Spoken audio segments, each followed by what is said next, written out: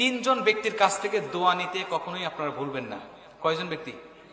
তিনজন ব্যক্তিকে যখনই আপনারা পেয়ে যাবেন সঙ্গে সঙ্গে তার কাছ থেকে দোয়া নেবেন। যদি নিতে পারেন আল্লাহ পাক আপনার জীবনটাকে সুখময় শান্তিময় করে দিবে। জোরে কোন সুবহানাল্লাহ।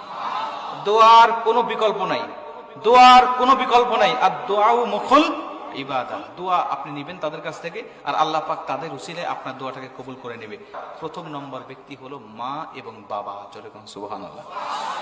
মা এবং বাবা যাদের জীবিত আছে, ভাই আপনার মতো ভাগ্যবান ব্যক্তি পৃথিবীতে আর কেউ নাই।